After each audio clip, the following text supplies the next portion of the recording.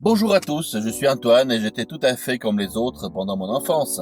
J'adorais jouer avec des petites voitures et des robots. Je n'étais pas toujours sage et posais pas mal de problèmes à mes parents, comme tous les enfants.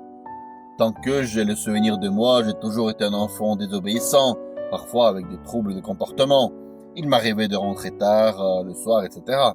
Ma mère m'aimait beaucoup. D'abord, elle me grondait, elle voulait changer les choses, ce qui ne m'étonne pas. Mais elle a fini par s'y faire et je pouvais enfin respirer librement. Chacun est unique, je suis comme je suis. Que voulez-vous que j'en fasse? Malgré la dureté et parfois cruauté, je suis quelqu'un de bon et d'affectif, prêt à venir en aide aux autres au moment difficile. Je pense que ça a commencé à l'école maternelle quand, pour rigoler, je faisais l'air de draguer les garçons qui riaient en faisant mon jeu.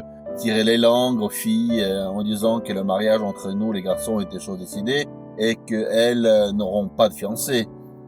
Ensuite, ça a été l'école élémentaire.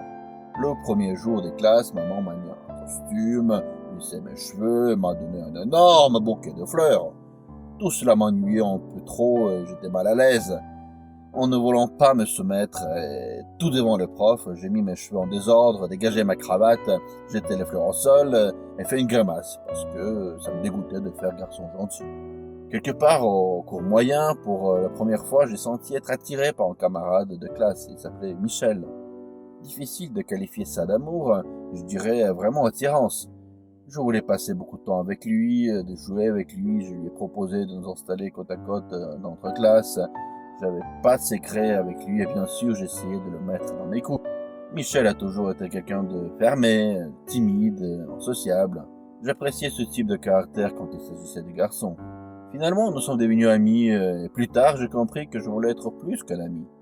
J'ai eu peur de mes désirs mais j'ai trouvé la force de demander à ma mère si un garçon pouvait aimer un garçon. Oh, elle m'a fait oui de tête, sans rien dire d'autre. Alors j'ai réalisé que ça allait et que je pouvais ne pas avoir honte de mes sentiments. Un jour, j'ai eu le courage de tout avouer à Michel. Il m'a écouté en silence, tourné le dos et est parti. Nous n'avons plus jamais parlé et il a choisi notre place le plus loin possible de la mienne et arrêté de faire attention à moi. J'ai compris alors que trouver un petit ami sera pour moi très difficile. Si vous croyez que les gays doivent obligatoirement être gentils, efféminés, et toujours maquillés, vous vous trompez. Et j'en suis une démonstration vivante. Je n'ai pas cédé et j'ai pas renoncé à l'idée d'avoir des relations. Donc, au bout de quelques temps, je me suis encore tombé amoureux d'un copain de mon école d'art. Nous n'étions pas des amis très proches, mais il nous arrivait de parler de la peinture ou de nos cours. J'admirais son calme permanent et sa confiance en soi.